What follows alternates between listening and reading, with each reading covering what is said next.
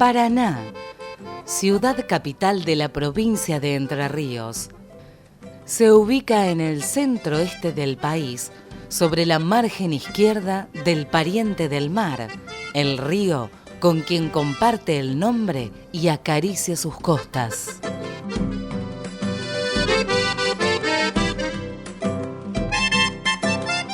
Ciudad de las incógnitas, donde las presencias y las ausencias se reúnen para trasladarnos al presente, en un fluir lento, pero que trae consigo sedimentos de una historia, de nuestra historia.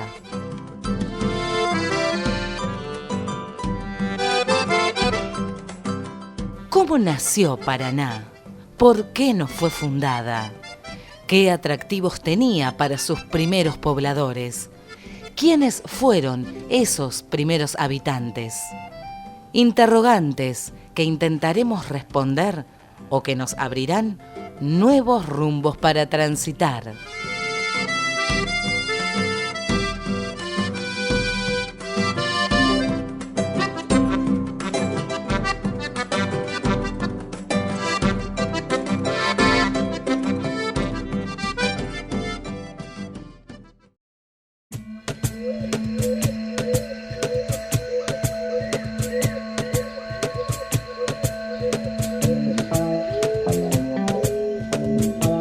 En este lugar había una gran laguna y barranco, una laguna tan grande que podían andar en canoa e incluso pescar, porque a mí me han contado personas de muchos años y que a la vez se lo habían contado a sus padres, a sus abuelos que trabajaban en estos lugares, que siempre desenterraban piezas rotas de la artesanía chaná. Esa fue la constancia que nosotros tenemos de que acá, en este lugar y en toda esta parte de Paraná, habitaban los chaná. Yo tengo un recuerdo vívido, como que lo veo, aunque nunca lo vi, por supuesto, por los relatos, un poco la imaginaria de cómo era esto. Como que veo el arroyo pasando por este lugar, las barrancas, las grandes lagunas y los poblados de los antepasados que vivían siempre en las orillas de lagunas y de arroyos y ríos. Toda esta zona de acá hasta el Puerto Viejo, toda la costa de lo que hoy es el Parque Urquiza, también en el Parque Nuevo vivían los pueblos aborígenes.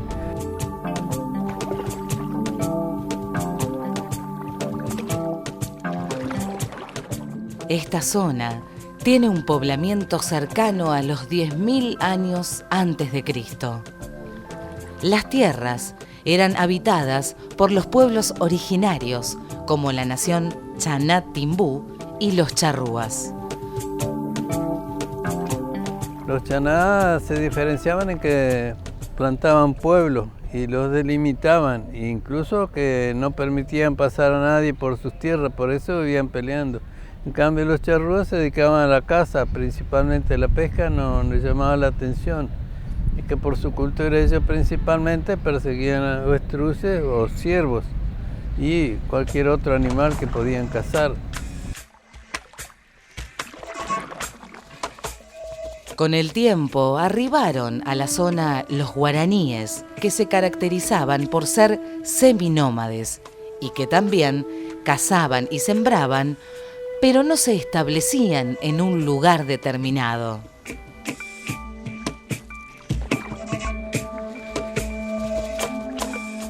Hasta donde yo he podido averiguar, y también los historiadores, pero mismos siempre hablan de los mismos, el charrúa, el chaná, el guaraní, y pocos hablan del embeguá porque vivía como es su nombre, el nombre en chaná es sombra, pegada, un be significa sombra.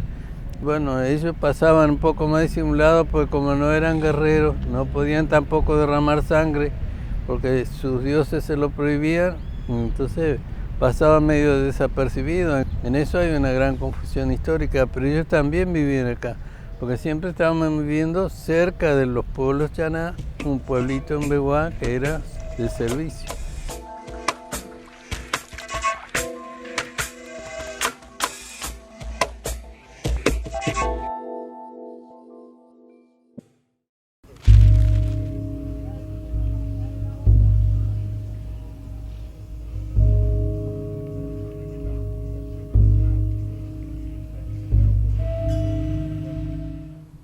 A partir de 1492, luego de la llegada de los españoles a América, se inició la etapa de la conquista de los territorios.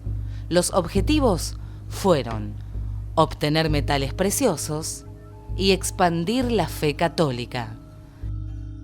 Se conformaron diferentes corrientes colonizadoras que fundaron ciudades. Una de las principales fue Asunción, el centro de descanso y abastecimiento para quienes llegaban de Europa. El punto de reunión para partir hacia grandes expediciones y conquistar otros territorios.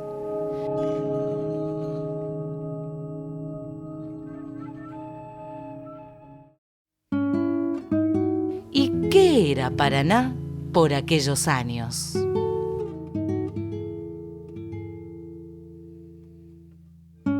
Lo que hoy conocemos como Paraná comenzó siendo un lugar de descanso, un desembarcadero para quienes viajaban desde el puerto de Buenos Aires hasta Asunción. Eran tierras dependientes del Cabildo de Santa Fe, ya que en 1573, año de su fundación, fueron repartidas por don Juan de Garay.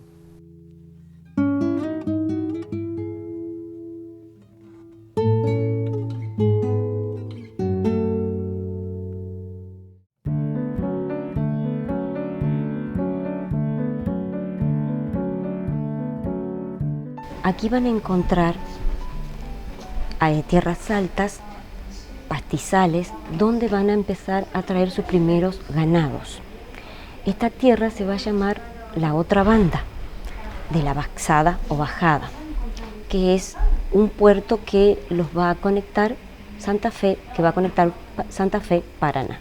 Estos pobladores van a conformar lo que se van a llamar las primeras estancias y van a ser migrantes masculinos en su mayoría.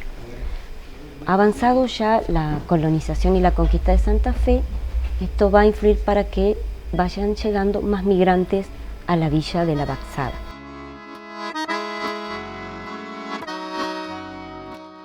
El desarrollo junto al primitivo desembarcadero fue lento, debido a conflictos entre los españoles y los aborígenes de la zona. Aunque por momentos lograron acuerdos de paz, estos eran interrumpidos por nuevos enfrentamientos.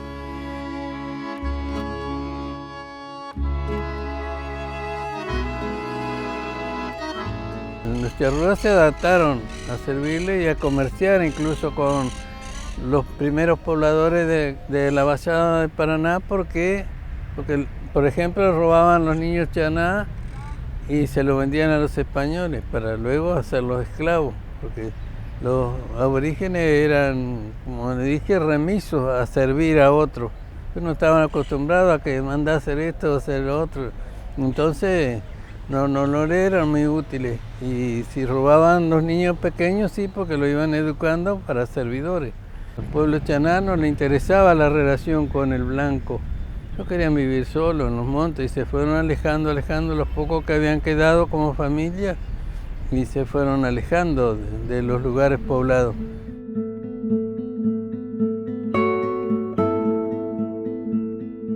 Cuando la llegada de los jesuitas, los guaraníes fueron las personas que más entendieron a los padres, como ellos les llamaban. Estos fueron sus directos alumnos porque aprendieron todo lo que le enseñaron y los guaraníes los llegaron a superar. Los jesuitas se enorgullecían de eso porque le encomendaban construir edificios públicos y los guaraníes elaboraban desde el ladrillo, la cal, el yeso y todo lo necesario para la construcción de esos edificios.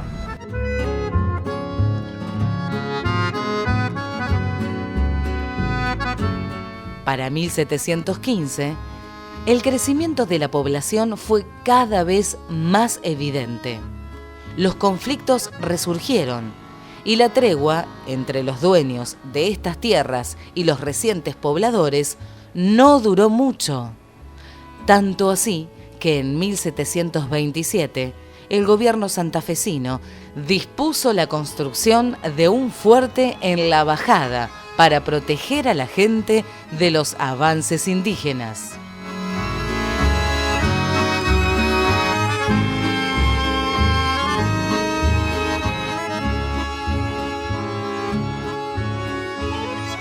Van a ser exterminados por los conquistadores españoles en toda la región. El último gran enfrentamiento va a ser en el Cerro La Matanza, en lo que hoy es Victoria. El gobernador de Santa Fe, Vera Mujica, los extermina. Pero como nosotros podemos ver en esta fuente, vamos a ver que en este siglo XVIII y comienzos también del siglo XIX todavía hay habitantes indígenas que en algunos casos son usados como sirvientes, esa es la palabra, ¿no? Sirvientes domésticos. Muchos quieren hacer que los entrerrianos descendamos de los charrúas. Lamentablemente debemos recordar que Antonio de Vera Mujica, con fuerzas de Santa Fe, Buenos Aires y de las mismas Misiones, los persiguió hasta aniquilarlos totalmente. El Uruguay puede enorgullecerse, nuestra república hermana puede decir que ellos son charrúas. Lamentablemente en Entre Ríos no quedaron ninguno.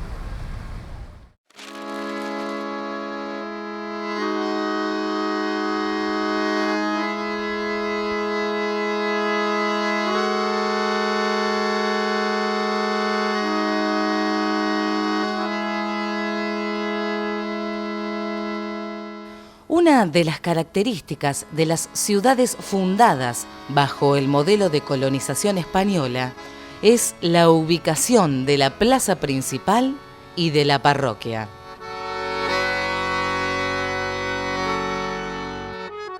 En esta época, la Iglesia Católica es una institución que centraliza la organización del territorio.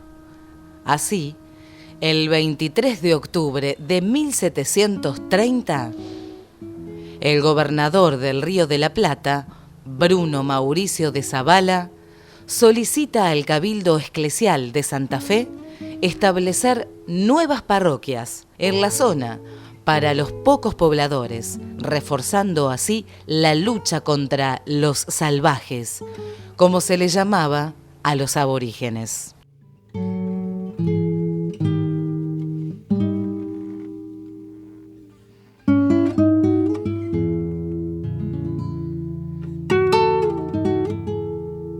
La parroquia era una entidad no solo administrativa, sino también territorial, jurídica, política, eclesiástica. Nosotros dependíamos de Buenos Aires y desde el punto de vista político, en lo que fueron los inicios, lo vamos a hacer de Santa Fe. Y es justamente a la Iglesia que se le pide la creación de la parroquia para dar lugar, digamos, a una parroquia que traería justamente un espacio de convivencia social, política, cultural, y así fue. El Cabildo Eclesiástico de la provincia de Buenos Aires va a nombrar los primeros funcionarios que se van a sentar con jurisdicción en todo el territorio entrerriano.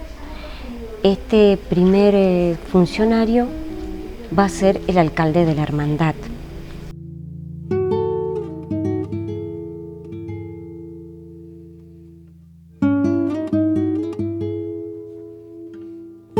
Para el 15 de marzo de 1731, Francisco Arias Montiel, un clérigo santafesino, se hace cargo de la iglesia de la Bajada del Paraná. A la humilde capilla le donaron las alhajas y la imagen de Nuestra Señora del Rosario. Estas provenían del Pago del Rincón, provincia de Santa Fe. Por su parte, la Catedral de Buenos Aires le prestó algunos ornamentos viejos para que pudiesen iniciar sus actividades.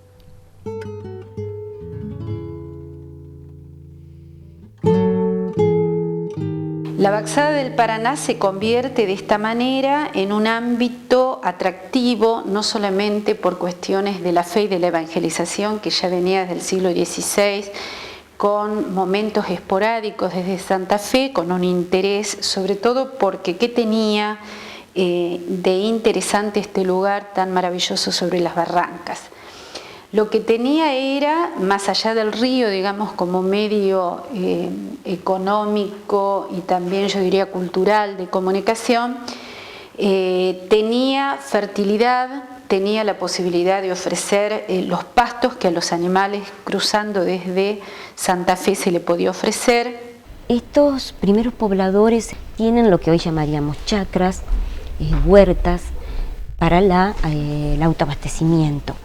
Su situación no es económica, no es de grandes propietarios de tierras, sino de, diríamos, de pequeños productores o campesinos. Muchos de ellos van a ser peones que van a trabajar en las estancias de los grandes terratenientes de la región. La pobreza de la población era muy grande. Por ello, los feligreses no podían contribuir a la manutención de su párroco. Sin embargo, esta realidad no impidió el avance de la parroquia. Allí se centralizaban todas las actividades políticas, administrativas, educativas y sociales de la época.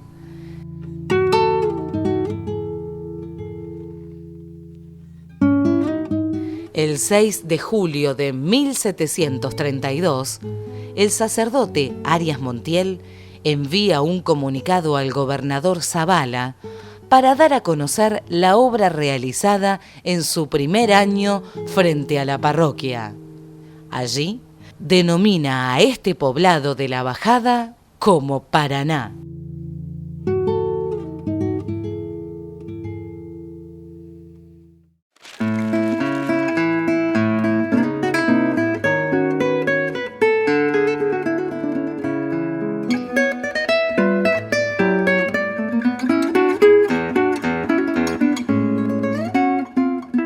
La población en 1778 contaba con unas 40 familias y 300 personas, lo cual significaba un progreso en la zona. Para entonces, las tierras pertenecían